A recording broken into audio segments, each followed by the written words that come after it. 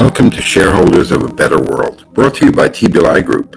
At TBLI Group, we have an established reputation as an organization dedicated to building the ecosystem of global sustainability and impact investing. We're doing this through educating, advising, and facilitating transactions in global sustainability and impact business, as well as capital solutions for private companies, family offices, and fund groups. For nearly 25 years, TBLI Group has created a vertically integrated ecosystem of education to action through TBLI conferences and TBLI consulting. More about our company can be found at tbligroup.com. This webinar is brought to you by TBLI Foundation, which hosts educational learning experiences dedicated to a better planet. Through the foundation, we build sustainable communities by sharing the people and the experiences making a difference to so many of our lives around the world. Our weekly podcasts bring impact thought leaders that are doing and not only chatting. Now let me introduce my guest today. Greetings from our studio in Amsterdam.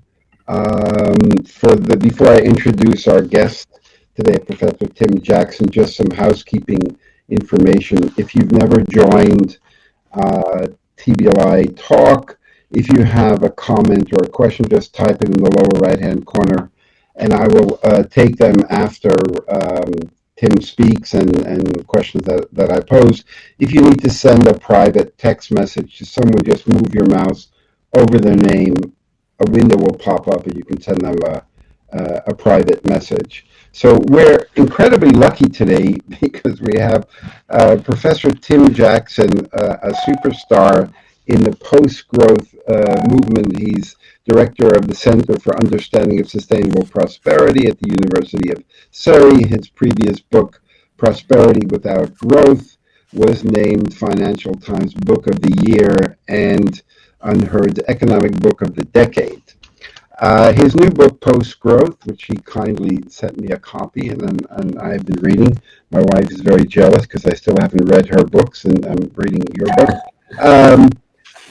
So Tim, just for those who live on another planet and never heard of you and don't know who you are, just briefly, if you can share some background, and also, what is post-growth?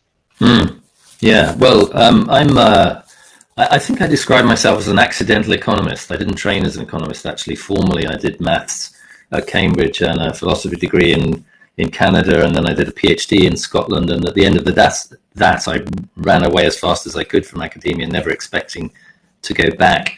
And an interesting thing happened in April 1986. The number 4 reactor in Chernobyl melted down, and it sort of galvanized me. It made me kind of realize that a lot of the training that I had, and indeed some of my colleagues were going into the nuclear industry, was not necessarily appropriate to the challenges the world was facing. And so the next day, literally almost, I walked into the offices of Greenpeace London and said, look, I don't know if you can do anything with me. I'm a physicist. I've got this sort of expertise, and I want to work for a different kind of world, with better technologies. And can you employ me in some, or even use my talents in some way? I'll do it for free, which I did to start with.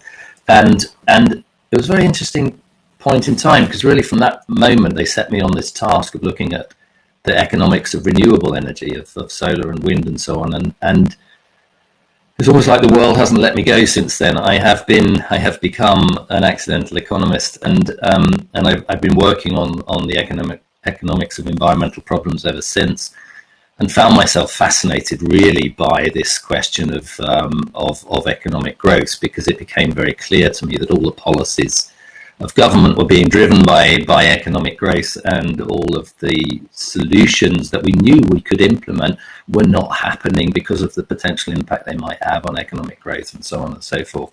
And so I became sort of fascinated by the idea that maybe there was a way of thinking about economics after economic growth, and that this sort of assumption that our economies had to go on getting bigger and bigger all the time was one that we could afford to let go of. And then I was appointed as Economics Commissioner to the UK Sustainable Development Commission, which was reporting directly to the Prime Minister, Tony Blair, at that time. And we sat down in the commission and talked about, what was the major economic challenge associated with sustainability in the environment, and decided that that's what we would focus on, this conflict. You've got a finite planet. It doesn't go on getting any bigger. We don't get any more resources each year. We do have a lot of energy coming in from the sun, of course, which we have to use very carefully, but we share that with all the other species on the planet. And those limits really define what it's possible to do within the economy that provides for our well-being, our quality of life, our needs, our nutrition, our shelter. And yet the economic model that we live under is one in which we expect confidently, or less confidently more recently, that the economy will just go on getting bigger and bigger. And to me, actually, even to almost anyone who thinks of it, unless they're an economist or a politician, that idea of a kind of ever expanding economy doesn't really fit into the concept of a finite planet with ecological limits. And so I've always been, and increasingly I think, fascinated by that sort of dilemma, what I call the dilemma of growth. And that's been the subject of my work for about 15 years.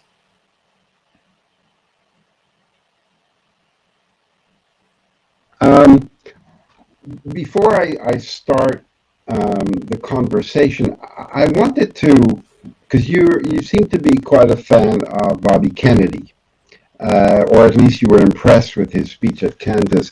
So I'd like to play, if it's okay with you, the speech that he made. I mean, it's not a video, it's just audio, because I was also quite impressed with what he said. So let me just share the screen here. And too much and for too long, we seem to have surrendered personal excellence and community values in the mere accumulation of material things. Our gross national product now is over $800 billion a year. But that gross national product, if we judge the United States of America by that gross national product counts air pollution and cigarette advertising, and ambulances to clear our highways of carnage. It counts special locks for our doors, and the jails for the people who break them. It counts the destruction of the redwoods, and the loss of our natural wonder in chaotic sprawl. It counts napalm, and it counts nuclear warheads, and armored cars for the police to fight the riots in our cities. It counts Whitman's rifle and sex knives, and the television programs which glorify violence in order to sell toys to our children. Yet the gross national product does not allow for the health of our children, the quality of their education, or the joy of their play. It does not include the beauty of our poetry, or the strength of our marriages, the intelligence of our public debate, or the integrity of our public officials.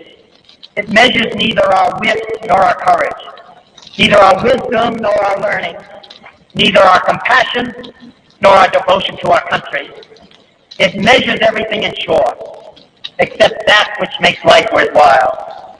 And it can tell us everything about America, except why we are proud that we are Americans.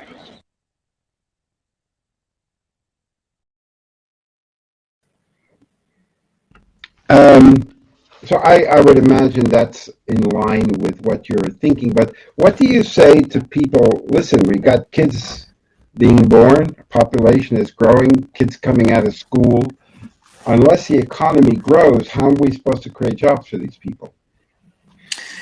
Yeah, I love that speech. I mean, that speech was kind of inspirational to me in all sorts of ways, and it's had an interesting legacy in a way, because one of the things that Kennedy was talking about there was the measure itself, and he was just pointing out something pretty obvious, that measure has all sorts of flaws. It's just not a very good measure of our well-being, because it doesn't count all the things that we use up in order to deliver that well-being, and it doesn't count the all of the good things we bring to the economy that are outside the economy either, like the care that we put and the love we put into looking after those children, and elderly members of the family and volunteering in the community. So it's just not a very good measure of that well-being. That's one of the things he was saying.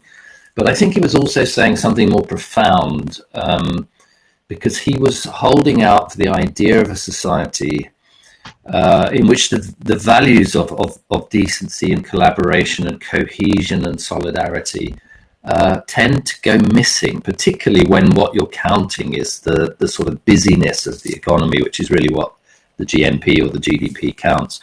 And that's a very basic point. And you know, you're right, of course, to highlight the idea that there are some people who don't have enough already. And I think that's a very important starting point, that the messages about post-growth are primarily messages for the most advanced economies who have already overcome many of the development challenges.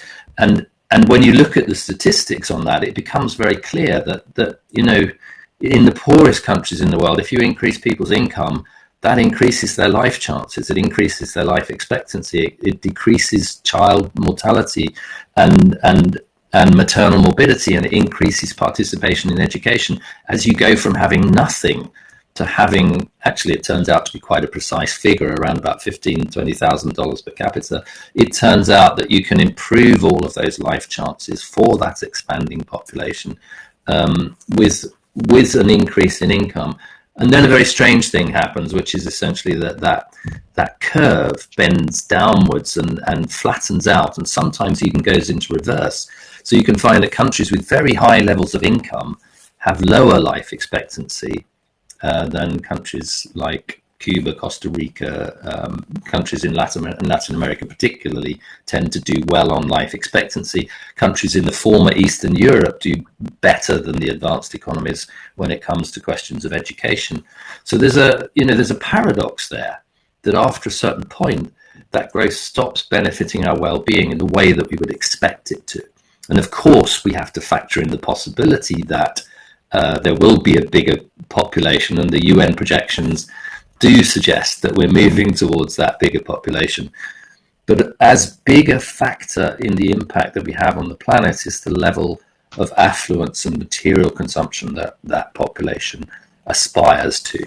So this post-growth dialogue doesn't rule out the possibility that you have some growth in some parts of the world, but it suggests that the model of growth, the pursuit of social progress that we hold dear in the West, is actually, after a certain point, not taking us in the right direction, and may even be taking us backwards.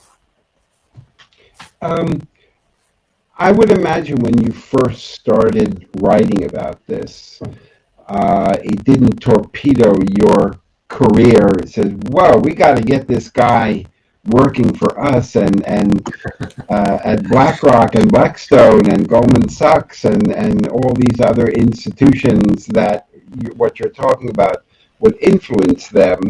So I would imagine you were a pretty lonely camper when you first talked about this, or were you well received?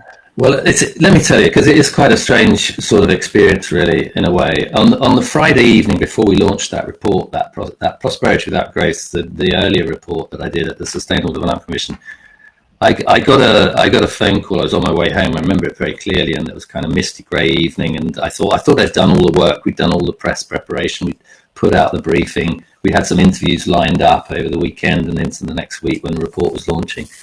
And I got this telephone call from what I can only describe as a very irate government official. He told me in no uncertain terms that number 10 in a certain street in London had gone ballistic because they had suddenly clicked that one of their advisory groups was beginning to question the idea of economic growth. And they were doing it, interestingly, paradoxically, maybe fatefully perhaps, in exactly the same week that the UK had invited the G7 leaders to London to talk about kickstarting growth in the wake of the financial crisis. So it was really, really bad timing. And I personally, after that phone call, I thought, yeah, I have torpedoed my career, but not quite in the way that you're suggesting. It didn't take off like a rocket. It was, I was about to make myself persona non grata in the presence of the UK government, as a government advisor, possibly as an academic. And so, yeah, that sense of being a kind of lone voice was there. But then, and it was only a matter of a few weeks, I think, 2 to 3 weeks perhaps, a very, very strange thing happened, which was that I began to realize that in sticking my head above the parapet in this way, I was speaking to an audience that I had never guessed existed or still existed. And it ranged from, you know, octogenarians who had been a part of the limits to growth debate back in the 1970s to new kids who wanted a different kind of economics and were desperate to think about these issues, to just ordinary people in community halls and village centres and theatres, to, and here in a way was the most interesting bit and most unexpected to me, was people in the investment community, people in the financial sector, people kind of looking in the aftermath of the financial crisis and saying, we did something wrong there, guys. We do need to think a little bit about this economy and the direction of travel of this economy. And that has huge implications for our business, for what we're doing.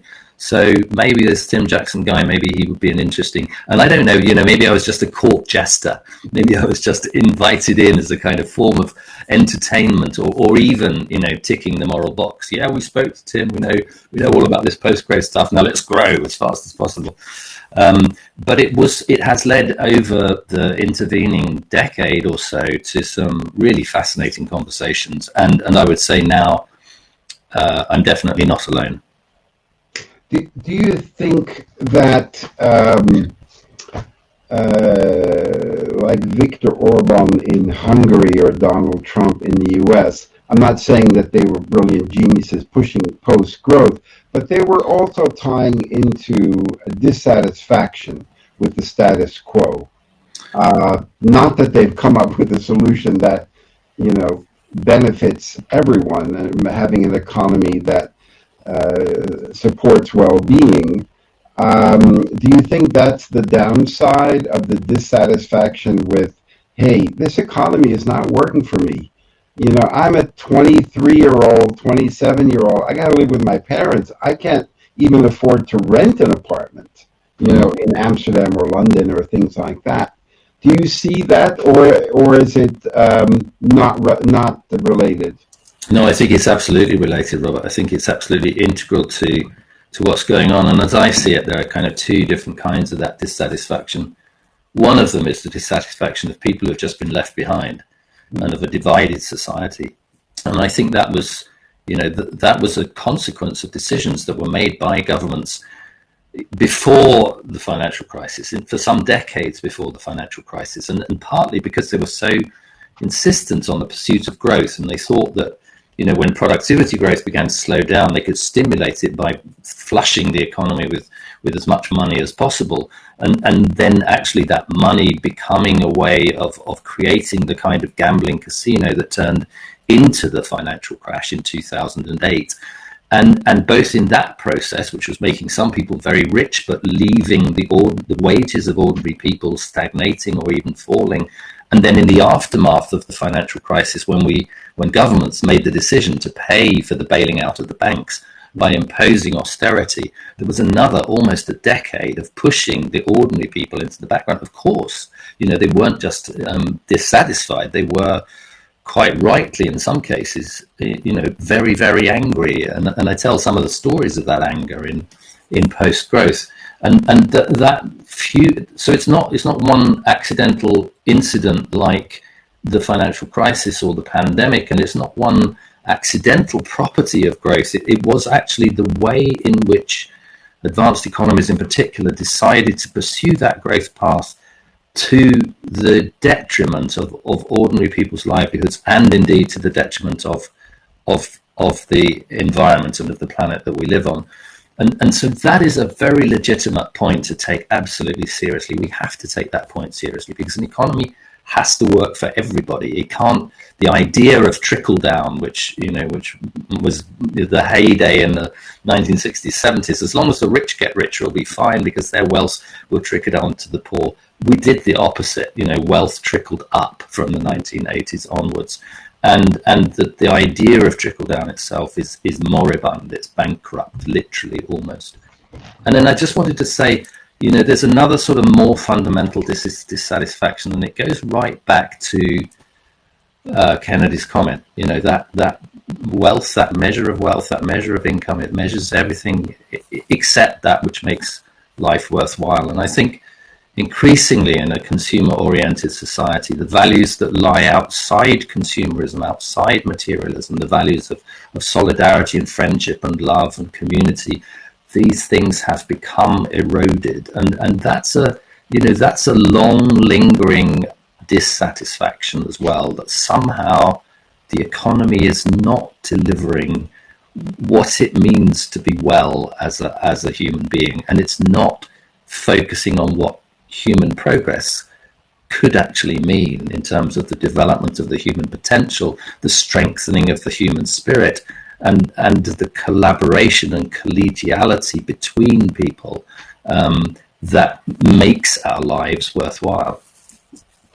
Before we get to the measurement issue, which you're talking about, we had the financial crisis, which always struck me that what happened was the banks came to your house, they burnt it down, but they say, "Don't worry, Tim, we're going to lend you money to build up again."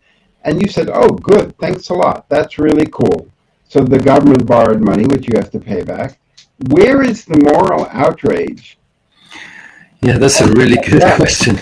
I mean, I think the only way to really get moral outrage is to raise the VAT on a football match. There will be moral outrage for that. But for here, I didn't see really, this massive, anger. There was a movement, I think, Robert. The Los Indignados in Spain, for example, and the Occupy movement on Wall Street. And you may say, well, that was a form of outrage, but it didn't last very long, and I think you'd be right. But it was expressed, and then I think I'm not sure. I don't know the answer to that question. I raise this with my students sometime, because I think the conditions under which their students are so far away from the conditions under which I was students, in which education was seen as a kind of right and a public good, and was supported as a public good. And now students are encouraged to see their education as a kind of an investment with a return in the future, which they will be paid back for, and that's why they have to pay for it now. And I've watched a generation of students who suffered from this ethos actually becoming demoralized,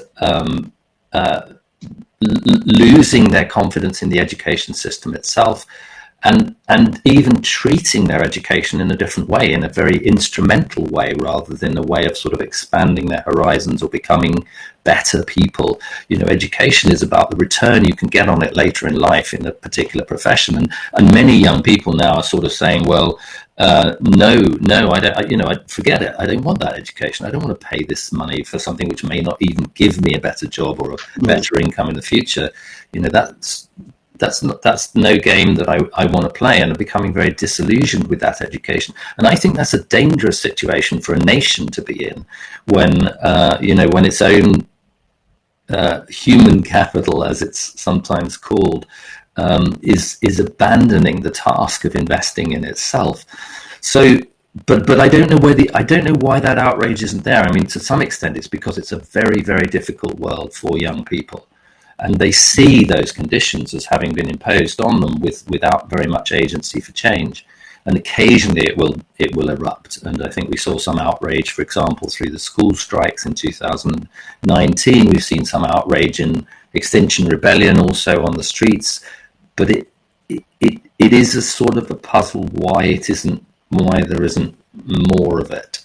And I think, maybe it is just the conditions of life have become so difficult that everyone's concentrating on getting from this end of the day to tomorrow, or this end of the week to next week. And in the meantime, we'd like to be as comfortable as possible, of course. But I do think there's a role for that, and I talk about that in Post-Growth towards the end, when I talk about this idea of civil disobedience that has been implicit in political theory right the way back from the 15th, 16th century, the idea that it's quite legitimate for civilians, when government no longer represents their interests, to express their dissatisfaction with that in forms of civil disobedience, and all of the the rights campaigns, for example, of the 60s and 70s drew on that legitimacy to create the civil rights movement, the women's rights movement, the sexuality, gender rights movements, and I think, in a sense, that's the kind of civil disobedience that we would need to see to create the change that's now necessary. Well, believe it or not, I think it was about 15 years ago, 16 years ago or more, I was teaching MBA students at a ranked MBA school at Erasmus University, and for over 4 years, I was very disillusioned that the subject was sustainable finance, but we were the beekeeping course, we were the elective that, okay, it's not really that important. And nearly none, I think except for 2, actually followed their heart. Most of them were just looking, how can I cut ahead of the line?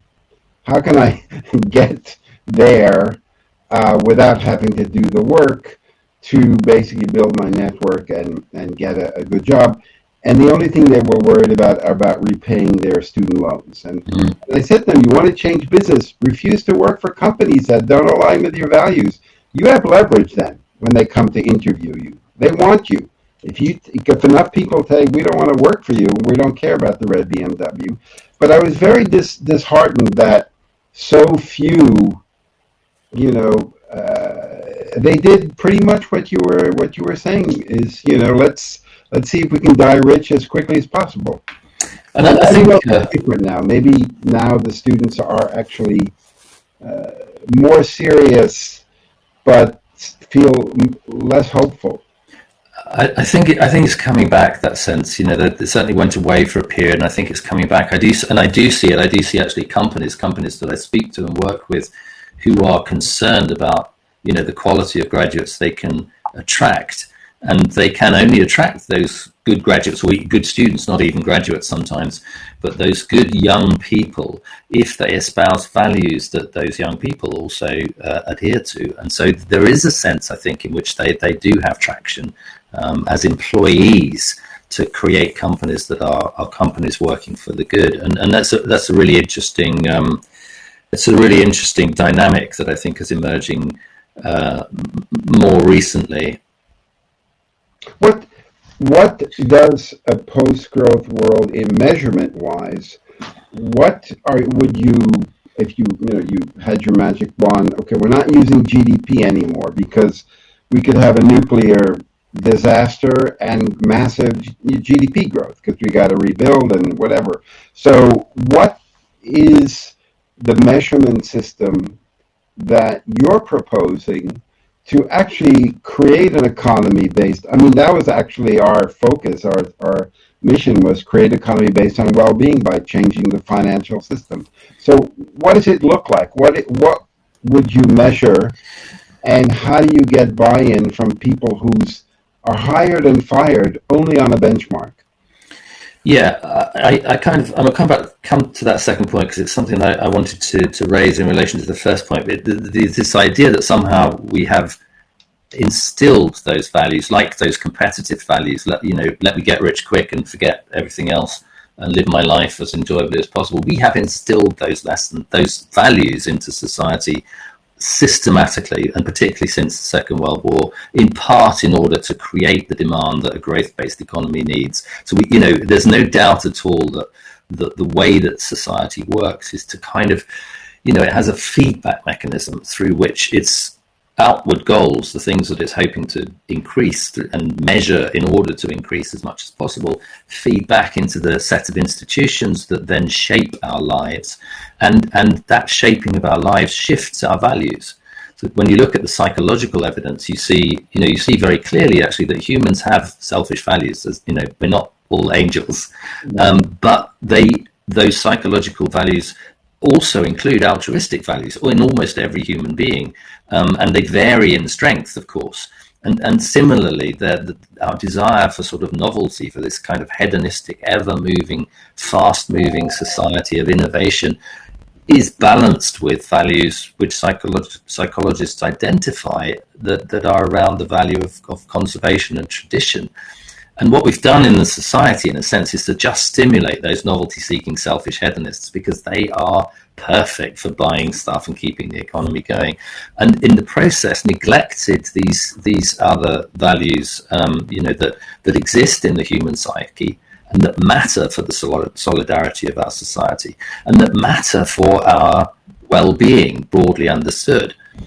So when you come to the question of what you measure really matters. It doesn't just matter because you may or may not hit that indicator. It matters because what you measure determines what you focus on. What you focus on determines how you build your institutions and your laws and your regulations. How you build your laws and regulations becomes an incentive for how people behave, and how people behave then becomes shifted towards those values that you are measuring. So you measure profit, competition, output, productivity growth, and surprise, surprise, you get productivity growth oriented people who don't care about their neighbors. So what do you measure instead? I mean, I think one of the lessons there is you can't just measure one thing. And although, politicians will say they don't measure one thing, there's always one, it is GDP basically that trumps all the other measurements.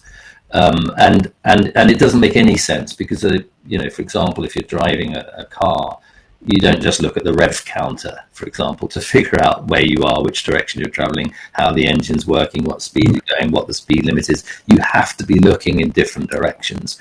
And an economy is much more complicated than a car. So you cannot hope to drive it properly by focusing just on this output growth measure. The other thing to say, from there is that within what you might call a dashboard of measures that would give you a better indication of how that vehicle is traveling along that track and whether it's going to take you where you want to go. Are the things that really matter? What are the things that matter? Can you measure people's well-being? Well, it turns out you can. Can you measure different components of well-being? Can you measure things like collegiality or loneliness in society? It turns out you can. Can you measure the mental health of your children? You absolutely can. And so by putting those measures into your governance system and taking them seriously, I think that is the challenge that this idea of a different kind of economy, and indeed the challenge that Robert Kennedy was posing back in 1968. It's a system. It's an idea that is gradually being taken up. There's a very good example of it in New Zealand, the Living Indicators Framework, Living Standards Framework, and the Wellbeing Indicators. And what's interesting about that is this system of indicators lives inside Treasury. We have indicators in the UK as well, but they're hidden inside the Office for National Statistics and nobody really pays them much attention. Put those indicators in Treasury, and Treasury's job actually is to allocate resources in a way that the indicators that matter most are the ones that you're making progress in. Is the well-being of our society increasing or decreasing in different components, in our sense of community, in our mental health, in our diets, and creating a framework that will allow government to do its job properly. But if I use the present new financial GDP of ESG, now the flavor of the month, but it's become a death march in the wrong direction, but slower.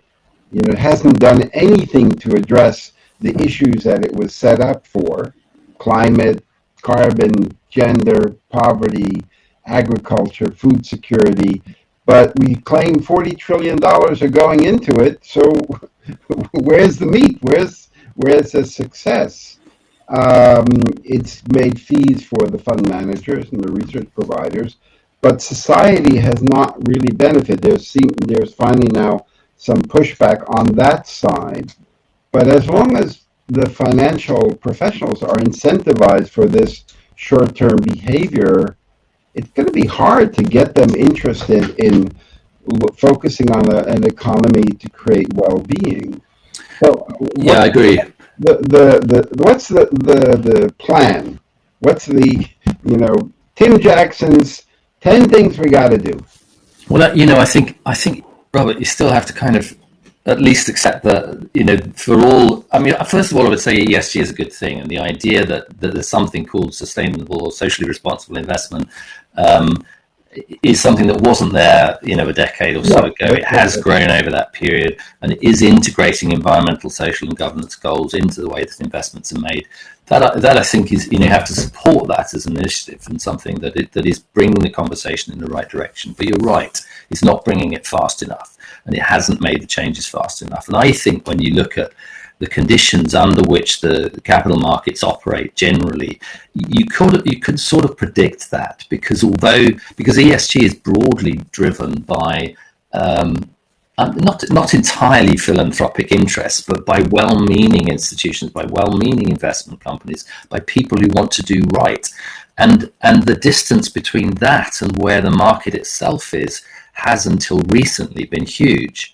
Now, I think to some extent climate change is changing that because of things like the task force for the climate-related financial disclosures, and because of science-based targets to meet net zero, and because of the impetus on financial institutions to create plans that would show that their portfolios actually are consistent with a 1.5 degree world. Those are pressures which have emerged within the last 5 years at the most, since Paris, I suppose, in 2015, so 6 years, and they are really important pressures. My hope is that those pressures will not just in a sort of voluntarist way, you're doing this because you want to be good, but you're doing it because this is how the market operates, that will be supported by government. So the idea of actually mandating financial markets in ways which will reward the people who are doing good rather than penalize them, and penalize the people who refuse to do good rather than rewarding them, that is a critical part of the architecture. We can't expect to change the system without changing the system.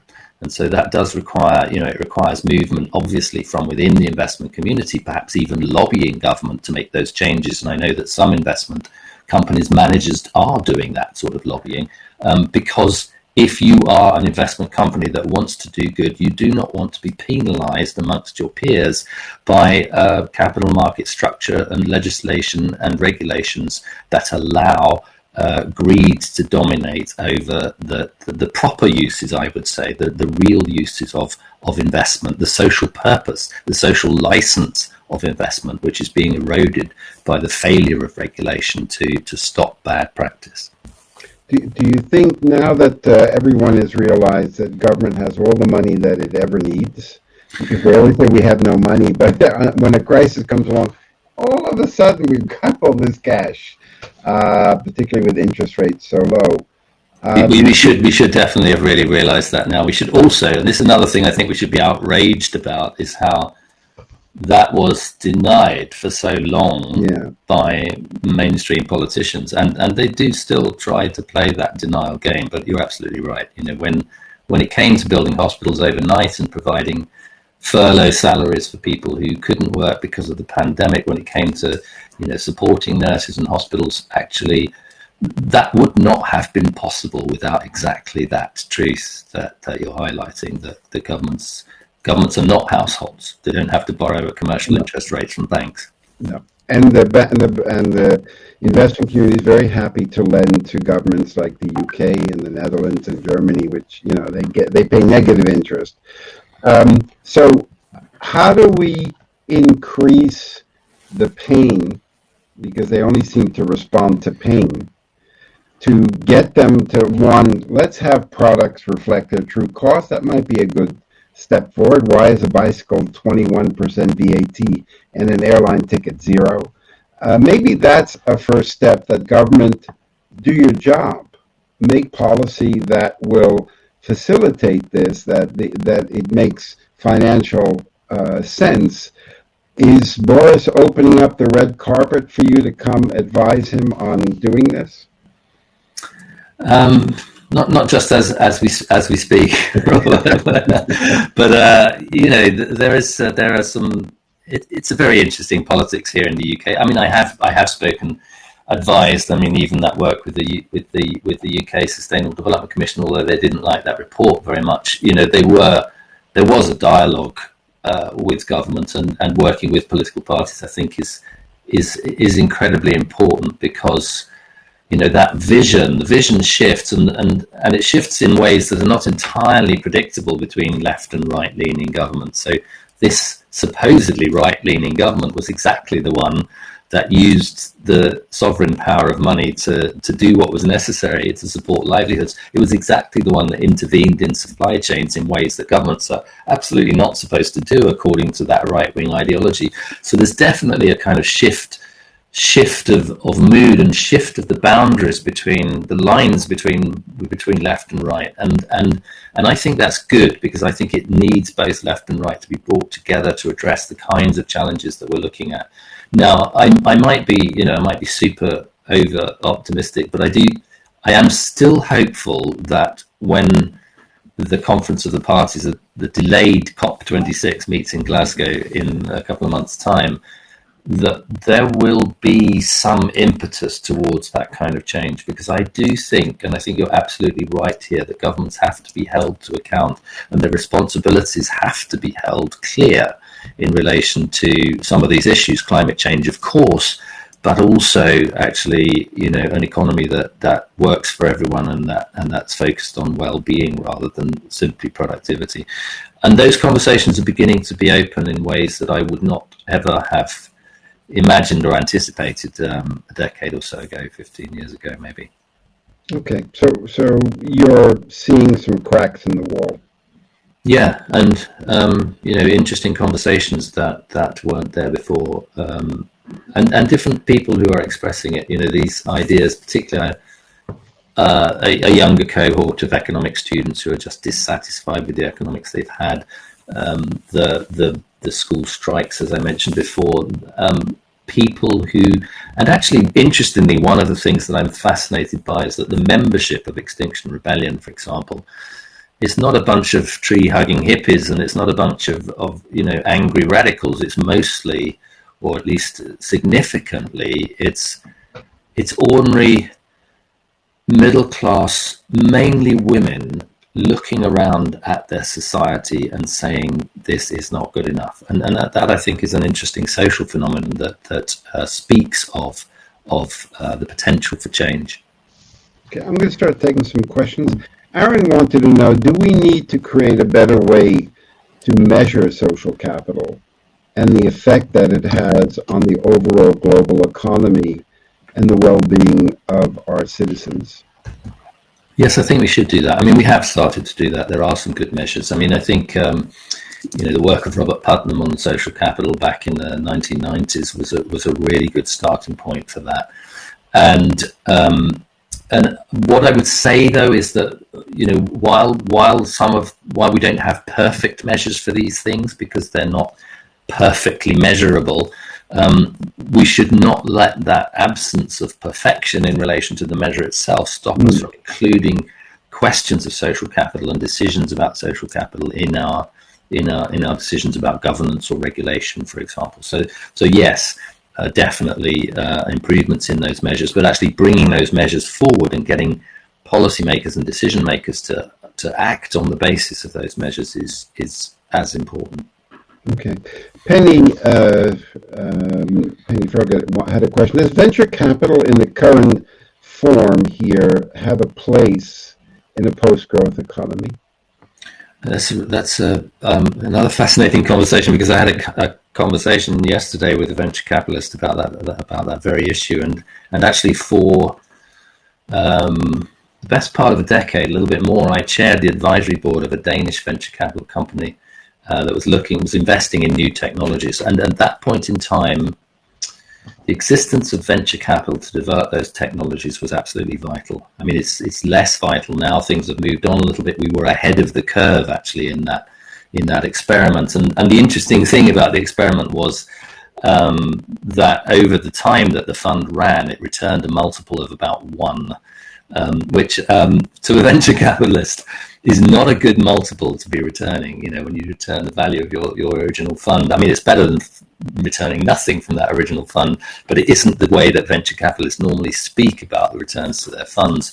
So to me, I would argue that question as yes, because venture capital is about putting capital at risk in order to create innovation that will benefit people in the future.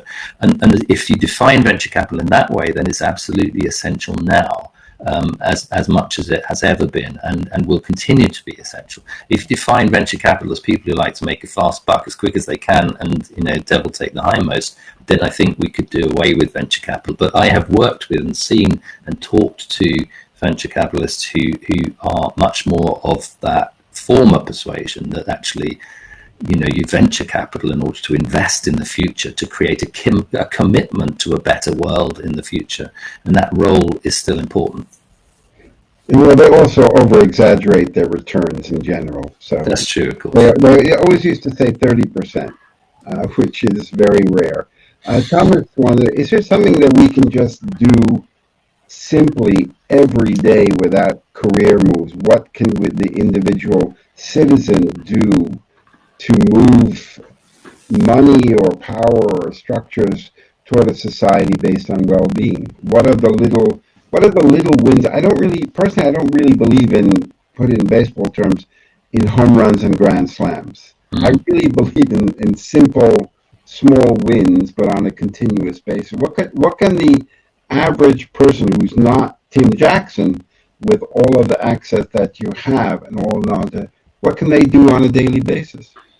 I think I'm absolutely agree with you there on the big band silver bullet home run solutions. They're very tempting to be persuaded by. Of course, we want to solve all those things, but actually, it's going to be a succession of changes, and actually, ultimately, it's going to be a succession of changes in values as much as behaviors, and in some ways, it's about not changing values in the sense that, human beings used to be like that, but now they're like this. It's more like saying, well, actually, we should give more credence to those parts of what it means to be human and give them the space to live and to breathe and for us to become more fully human. And I think, that process is therefore one that feels more like liberation than constraint.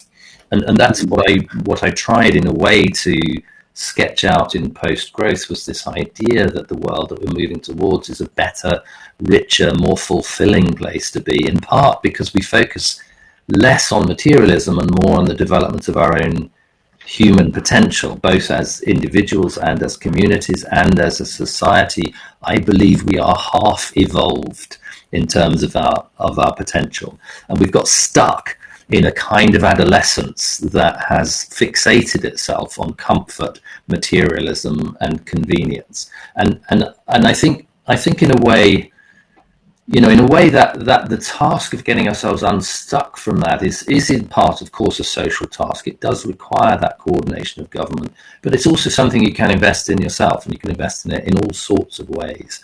You can invest in by, developing your own skills in ways which are less materialist. You can develop your own life in ways which are less materialist. You can make choices for less carbon intensive diets. For example, you can focus more on your health. You can focus more on your close relationships than your likes on Facebook. You can, these are personal choices. And of course, you can also go to your employer and say, where are you investing my pension? Because I don't want to be paying my pension contributions into investments in the fossil fuel industries. And those, actually even something as simple as that could have a massive effect on where money's going within the financial system. And although as an individual, you kind of think, well, I can't make much of a difference because it means everyone doing it. Actually, for everyone to do it, someone has to start. And so, that starting point, it does more than just become a component in a huge system that you don't think you have influence on. It becomes the place where you lay down the line and say, this far I will go, this, and beyond that I won't. And my line here is, I do not want my pensions invested in things in which I don't believe.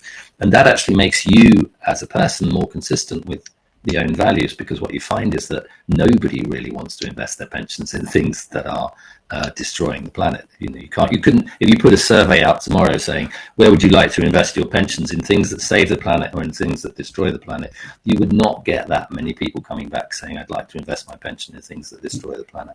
So, there's a sort of, sorry, yeah, go ahead. No, go ahead. No, I'm not quite sure where I was going beyond that, but I guess I'm saying that those individual actions become important not just because they are part of a collective change, but because they give individuals the power to live in ways that are consistent with their own values.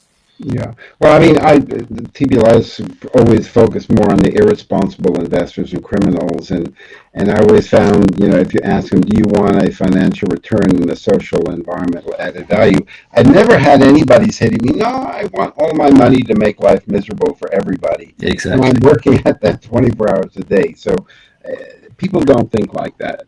Derek had a question. What are your views on consumer needs formation? Could we rebalance, nudge these over time with novel families of financial monetary instruments to help mitigate negative social and environmental externalities in a post-growth economy? If yes, could you share some examples? Yeah, I think you do. I mean, I think we have, again, it goes back to a point, I think, in a way that I made earlier, which is that we constructed society. We didn't construct the values themselves. What we did was prioritize the values that we felt would be consistent with expanding demand and creating markets, and they were a set of consumerist values that you can see around us in the structures that we live in. I mean, in my country, we could see it very clearly in the evolution, for example, of opening hours in shops. And there used to be a time when all the shops were closed on a Wednesday afternoon, and of course in those days you shopped in shops rather than online. But there was a sort of systematic erosion, and Wednesday afternoon no longer existed, Sunday no longer existed. Consumer law and marketing laws changed in order to facilitate an expansion of consumer demand. And although it seems a little bit difficult to go, to think about going in reverse directions, particularly with the huge import of kind of online shopping and the extraordinary convenience of that, I don't think it's beyond the remit of government to at least make those companies who are engaging in those activities responsible, and to hold them to account, and perhaps even to hold them financially to account, and then to use those financial means actually to protect the values that we do want to keep in society by building communities, by creating the conditions under which people can lead fulfilling lives in less material intensive ways, and actually sometimes even by stopping practices which are, I think, profoundly wrong, like the mass advertising of materialistic and consumer values to our kids from the very youngest age in order to create these future consumer markets that we hope will save our economy. So this post-growth world, and I think the question is absolutely right, has to be one which we think about the way that we create those values, and we think about think about that both as government legislation, but also the way in which we build the strength in our communities. I'm very keen on the idea that this transition is not seen, if you like, as an entirely punitive one in which we are all running around in grass shirts with no access to any modern technology. I don't think that's the future that I'm describing, but and the antidote to that is to focus on those things that actually make our lives richer. Those opportunities for kids, for example, to be in nature. There are opportunities for them to build new skills, putting resources into our communities so that community actually means something. There was a very interesting point during the pandemic when, the streets were empty, cars were gone, people weren't so much at work, and they went out onto the streets. It was almost like they could reclaim the streets in certain places. And when you think about that, and also how fast it went away, you realize how much is at stake in the way that we design our communities and design the spaces in which we live. And I think all of those opportunities are ways not just of nudging, actually, but creating this enormous opportunity for people to live richer lives in less materialistic ways. Is the gig economy antithetical to an economy based upon well-being? Because that seems to be the massive, explosive growth of the gig economy. Recently, the Dutch just passed a law, or a court case, that Uber drivers are employees, so they are not independent contractors. Yeah, I mean, the gig economy troubles me because, in some ways it seems to be and presents itself as kind of offering opportunities for income for people who wouldn't otherwise have it. And yet when you create a market for labour that is unregulated and that lies outside any protection of worker rights, then you have a recipe for disaster. And I think that's what people have begun to realise, that the exploitation of work through aspects of the gig economy is something that is undermining the value of labour, it's undermining worker rights, and it's creating problems. So a lot of people felt as though the gig economy was going to solve all our problems, and I think that's turned out to be, predictably perhaps, it's turned out to be a bit of an error.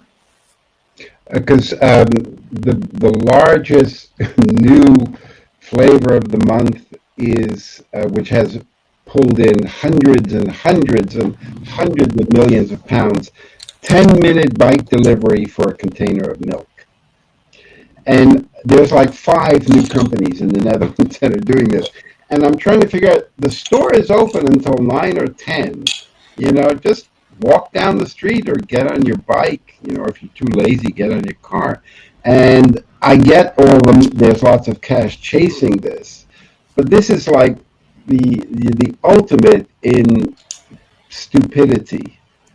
And unnecessary, certainly for an economy based upon well-being. You know, having it in 10 minutes is going to make your life more fulfilling. I don't understand that whatsoever. We're coming toward the end.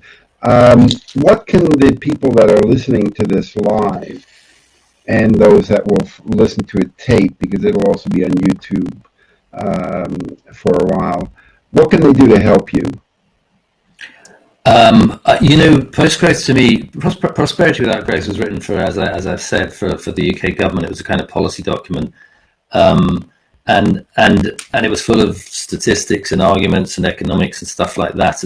And what was really surprising about what followed was actually how it wasn't the statisticians or the policymakers or even the economists sometimes who were interested in those arguments. It was ordinary people. And so Post-Growth, the book that I've just published, was actually written much more for those ordinary people, and its intention really is to create a conversation, to create the resources for a conversation, and that conversation is a very vivid one, is a very real one, and it's a very topical one, and it's really, you know, boil it down, is how should we live? How should we live on a finite planet where resources are limited and where our choices matter to the quality of our children's lives? And I think that conversation, you know, it's a conversation whose time has come, and so the help for me would be for that conversation to go out, to broaden the horizons yet again. When Prosperity Without Growth was published, as we were talking about before, it came from this, you know, a lone voice raising your head above the parapet, and finding that there was an interested audience there. My hope for Post-Growth and my ask for people listening would be that conversation, put in waves, you know, expands again, because it is the most important conversation of our time. Well, maybe we can create a kind of Tim's book club where we organize one time and break up everybody into groups of 8 or 14 who read the book to discuss it virtually, obviously, because not everyone can get around. That might be a way. Tim, thank you so much. We will send everybody who registered the link to access this interview, and you'll be able to see all the Q&A. I'm sorry I wasn't able to take all of it, but we do try to stick to the 60 minutes because our speakers are also very, very, very busy. I'll also give you a link to Tim's website and to order his book if you haven't. I'd like to take one group selfie with everyone who's here. Just wave to the... oh, that's okay. That's cool. That's new. All right, just wave to the camera, say hello, and then the system will collate all of these photos, and I will send you a final version of that. Tim, thank you so much for all the work that you do and for shouting your barbaric yawp. I want to thank our entire production crew who made this webinar possible. Sam, our producer, Crypto Genius, and Ramen Critic. Ricky, my absolute better half with no filter. Xi Jinping, our head of transparency and integrity. Donald Trump, our gender diversity lead and dog whisperer. Vladimir Putin, our head of conflict resolution. Jeff Bezos, our phallic symbol designer and space explorer, Richard Branson, our low-carbon transportation genius, and Elon Musk, our humility coach. Thank you so much, everyone who came. Just wave to the camera. Tim, thank you so much for this. It'll be available, the replay, probably in an hour or two, and I'll send everyone a link to your website and also to your book. It's been a pleasure. Thanks, Robert. Thank you so much for doing this, and thank you all for coming, and hopefully we will see you again next week on Thursday. Thanks again. Stay well. I got that, and then in the group feed. And you can just go to the red door, and that'll be it. Yeah. Thanks, Robert. Yeah, thanks for doing that. I really enjoyed that conversation. Yeah, you were great. You were really, really great. Really, really great. And I'm sorry I wasn't able